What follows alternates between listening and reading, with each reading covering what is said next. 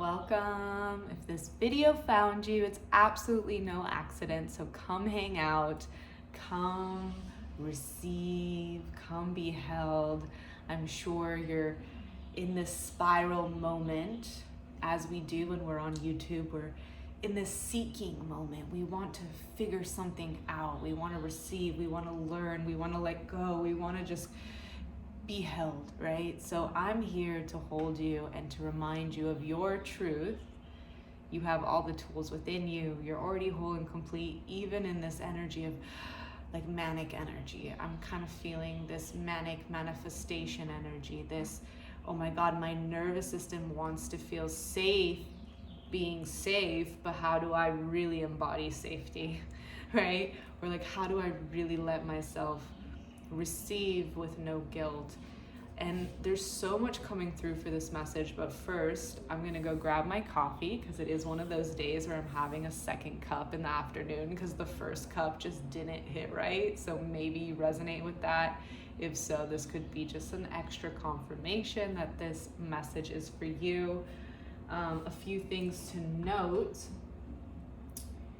when I like to read, because I am going to read I have the Animal Apothecary cards here, and I like to first just chit chat with you and then pull some cards for confirmation, but I'm not the average tarot reader where I'm just going to feed the darkness, the delulu. No, I'm here to help you ground down and get in your body and help you be inspired and see things from the light and the dark, because polarity is real. We have to understand and appreciate and accept duality, polarity, to be able to really do true alchemy work, which means taking a shitty situation and transforming it into your gold.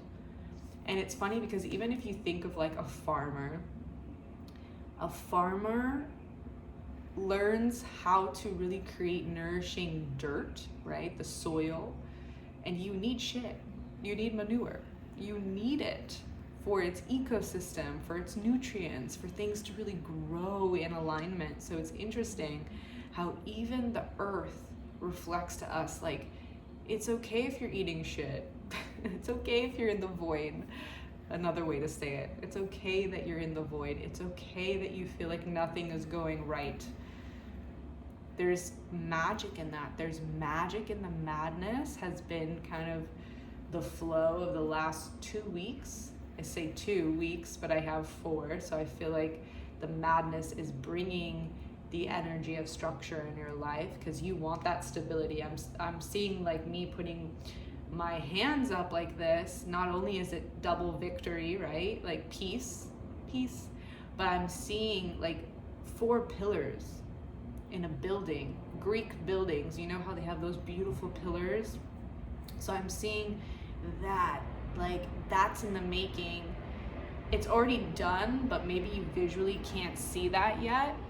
By the way, I hear a plane.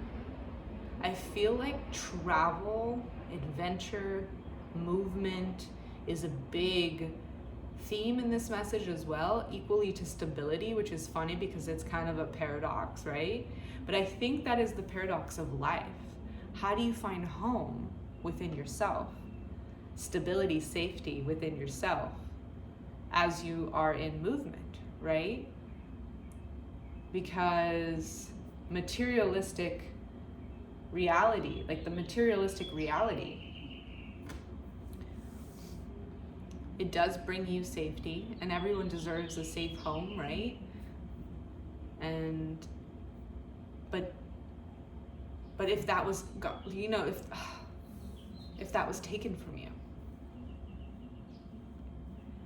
and for some reason taken from feels significant. However, is that really true? Because it's all how you look at the glass, right?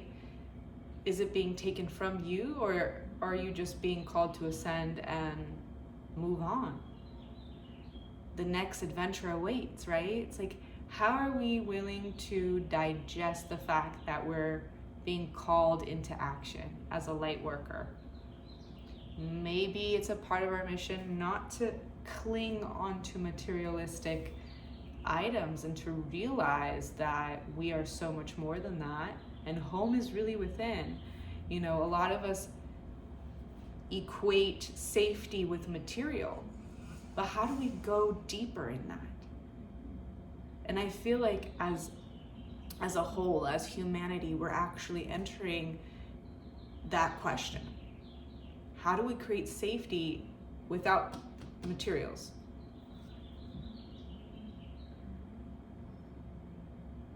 I'm kind of like leaving it open-ended because I'm curious what's coming up for you, and feel free to share it down below. But like,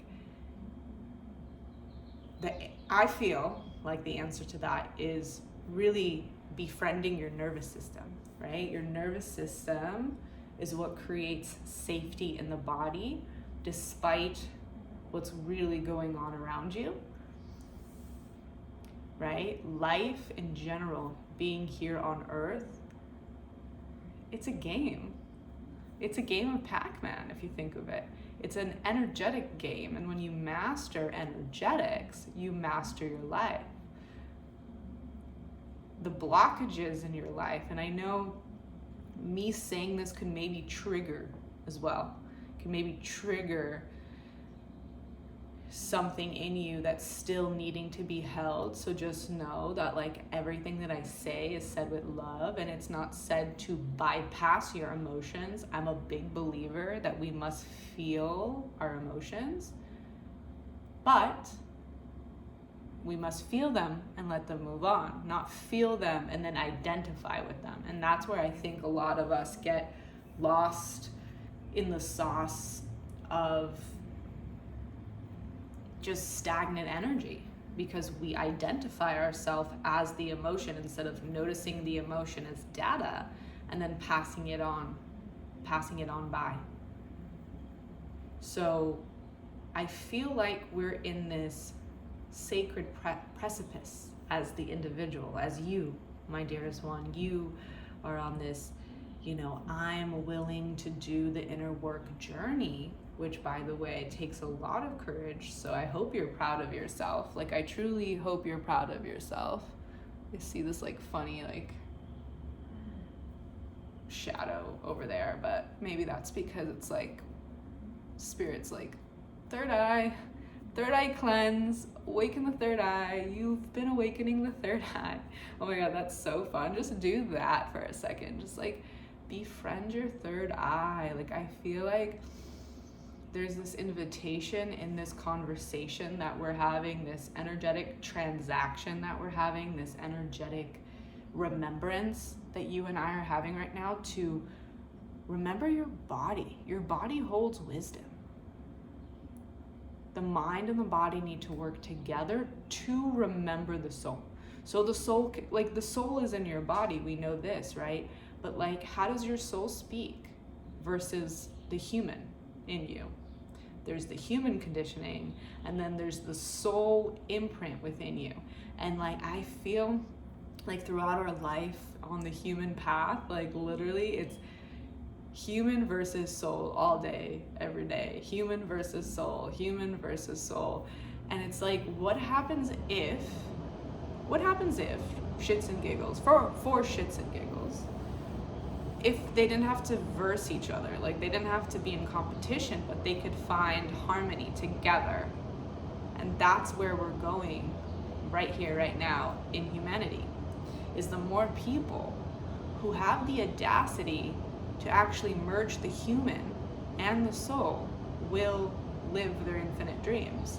But in order to do that, you have to get so comfortable with your darkness, because a part of the human journey is duality, polarity, and that is contrast, and contrast is light and dark.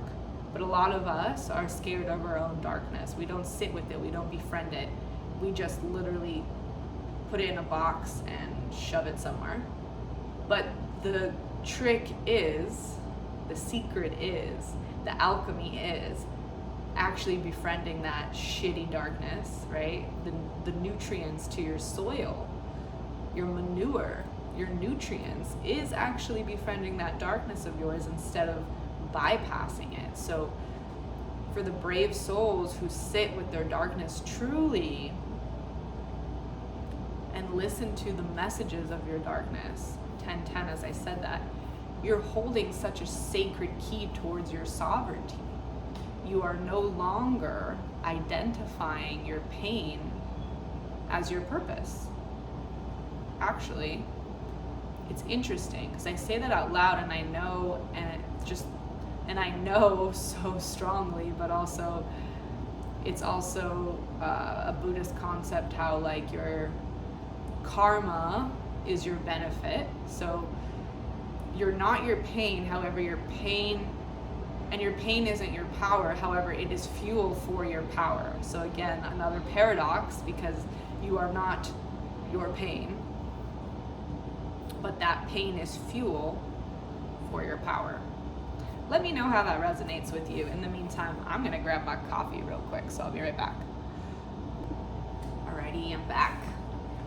The coffee was cold, so I had to put it in the microwave, but I have myself just some pour over coffee and I put some coconut creamer. And it's so funny, I was actually at the market today and I was literally debating between a coconut creamer and a half creamer for probably what felt like 20 minutes, but really I'm sure it was just 5, but I was just like very undecisive for a hot second over something so simple. And I think, I don't know if it's just me, but you know, when you're in public and you're having these like deep, profound moments on the most mundane things, and like, you know, people are just staring at you, or so you think they are, right? But I swear to God, I think this woman was like, why is she taking so long to choose between coconut milk and half? Maybe she didn't know that that's what I was deciding, right? But like, she could tell I was in deep contemplation over this or that. And I feel like if this personal story is coming through, you might be finding yourself in a sacred moment like that where you need to choose. You need to use your discernment and you need to choose, do I go right? Do I go left? So if that is the case, I want to remind you that this is kind of a quantum point of view. When we accept polarity for what it is, right? The art of duality. There's a this, there's a that. There's a light, there's a dark. There's a right, there's a wrong. There's a left, there's a right, right? Contrast exists, beautiful. But I think where humanity gets stuck, and it's not just humanity, where the individual, where you and I, when we get stuck in indecision, it's basically our egoic self putting pressure on our soul, on our human self even, that we can make like a wrong turn. But what if there was no wrong turn? What if no matter which way you went, which way you decided, there was just value? You see what I'm saying? There is no right or wrong. There's just value. There's just experience, because no matter which way you go, you're gonna learn something. And hopefully by now, you understand how to make decisions based on what your body feels, then the mind. A lot of us think, oh, we have to make decisions based on the mind. No.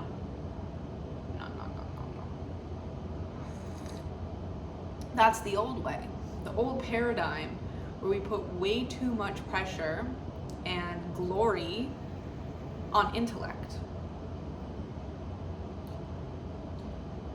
What actually matters is your intelligence within your body. Let me know how this lands, because this is wisdom that's going to be catapulting us into the new earth, but even like, you know, bringing it to you on a personal level, because like some people might be like, oh, new earth, what do I care, right? What do I care about the collective? I want to understand how can I be better, which is interesting because In some sense, you need to be better. You need to love thyself, like creme de la creme stats, so you can help people. Because if you can't put your own air mask on, how will you put the air mask on someone else, right? It's like that same concept when you're flying in an airplane and they say, first put your air mask on, then help the person next to you. So it's like, there's beauty in even ego. We need ego. The question is, like, is the ego fueled on awareness, or is it fueled on greed? Is it fueled on fear, love, right? So the ego is not a good nor bad thing. It exists as a part of our confidence. But the question is, where is it leaning more towards, and how can we bring harmony into it? Because the ego can create energy for service, right? So if you're finding yourself in a segue of, do I go left, do I go right? I'm here again just to remind you, there is no right or wrong. There's only value that you'll create. But tune into your body, and then you'll really know which way is aligned value. Because there's in alignment and out of alignment. Out of alignment is the energy of like, are you saying yes to this because you need to people please? Is there proving energy? Or are you doing this for you? Because when you do something completely for you, then it can multiply to the we. The I becomes the we. But when you're making decisions first on the we and not the I, that's when we get caught in this stagnant energy of putting ourselves last. And that's what we need to change. Self-love is the revolution. It's not a bad thing to be selfish. We have to start making being selfish a part of the sovereign path. Because if you're not selfish, you're giving your energy left and right without giving to yourself. So you're overpouring and then underpouring within you, and you're the main carrier. You're the main vessel of this water. So if you can't even hold the water within and appreciate, the water that you've collected, how can you give? So there needs to be a reciprocity in all things. So ask yourself, if I choose this opportunity, one, okay, just sharing what I'm gonna do, or just the vision, when you say it out loud, like notice, is your body clenching? How's your jaws feeling? Are they tight? Like what's coming through in the body? That is data. That means something isn't really sitting well. Go deeper, unpack it. Why is that? Because the body always will give you information before the mind, because the mind can convince. And the thing is, when you're truly in your sovereign path, you realize that convincing is not cosmic. Convincing is not cosmic. Cosmic is coherence. And coherence is alignment. So we're gonna pull a card to just ground down that message, or the messages that are coming through, because what we're really talking about here today is trusting thyself, because home is within. The safety that you're seeking outside of you starts within you. So if you can't feel safe in your body, you're not going to feel safe anywhere else. So instead of manically trying to obsess over the material, start obsessing over, am I safe in my body? And how do you do that? Breath work, breath work, breath work. You go on YouTube and you do a 10-minute to 20-minute breathwork exercise. Hopefully in the future, I will have tools that I will create for you that I can be like, hey, here's a video of something I created for you. But for now, this feels kind of SOS. Go do a breathwork, or even you can book a one-on-one with me with my soul realignment sessions, because that is something that we do in that container. It's very multidimensional because we focus on the mind, body, and soul.